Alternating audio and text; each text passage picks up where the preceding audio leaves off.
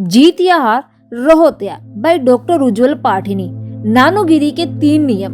गांधीगिरी शब्द जन जन तक पहुंचाने वाली फिल्म लगे रहो मुन्ना भाई मैंने मेरी पूरी टीम के साथ देखी।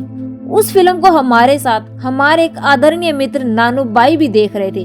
उन्होंने बताया कि ये सिद्धांतों वो कई सालों से पाल रहे हैं। इन्हीं सिद्धांतों की वजह से वे शांत और विवाद रहित जीवन जीते हैं। इन सिद्धांतों की वजह से उन्होंने व्यवसाय में भी आश्चर्यजनक तरक्की की है। वे गांधी जी के अनन्य भगत थे।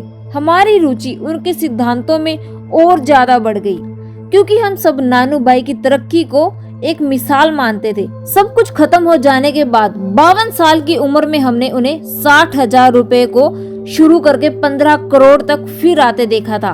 उनके सिद्धांत को हमने नाम दिया नानूगिरी।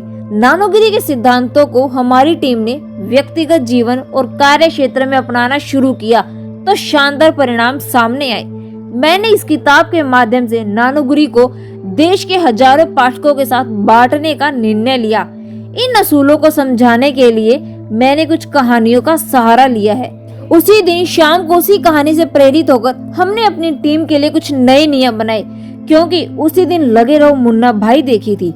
इसीलिए गांधीगिरी की तर्ज पर मेरे साथियों ने इसे नानूगिरी बना दिया। ये नानूगिरी भी गांधीगिरी से प्रेरणा लेकर बाहर आया। सालों से हजारों लोगों को प्रभावी बोलने की कला, लीडरशिप और व्यक्तिगत विकास के पाठ पढ़ाते हुए, ट्रेनिंग देते हुए मुझे हमेशा लगता था कि कुछ ऐसे छोटे छोटे सूत्र होने चाहिए जो मुसीबत में इंसान की मदद कर सके।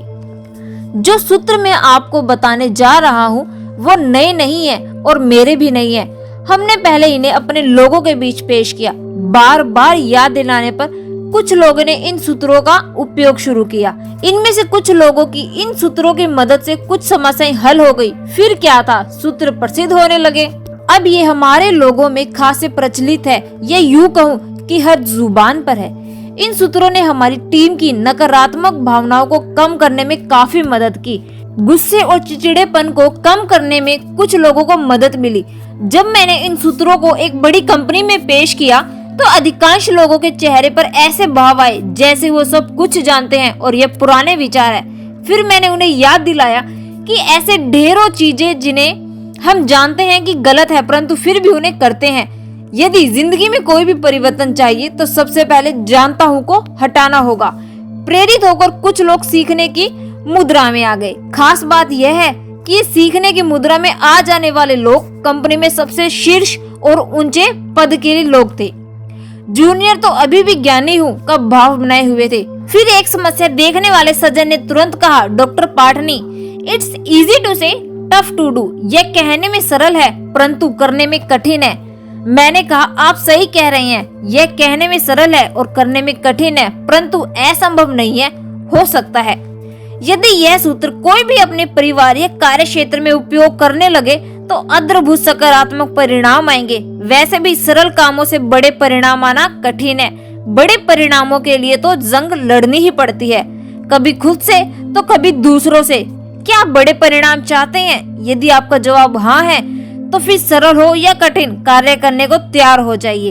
अब आप जो 3 नियम पढ़ने जा रहे हैं, हो सकता है कि आपको वो किताब प्रतीत हो परंतु फिर भी कुछ दिनों के लिए अमल में लाना। परिणाम खुद ही बता देंगे कि वे किताबी है या बिल्कुल प्रैक्टिकल। अब अगली वीडियो में हम इनके जितने जो 3 पॉइंट्स हैं वो पढ़ेंगे, जो इनका असूल है, जैसे पहला असूल, दूसरा असूल और तीसरा असूल। ये हम अगली वीडियो में पढ़ने वाले हैं।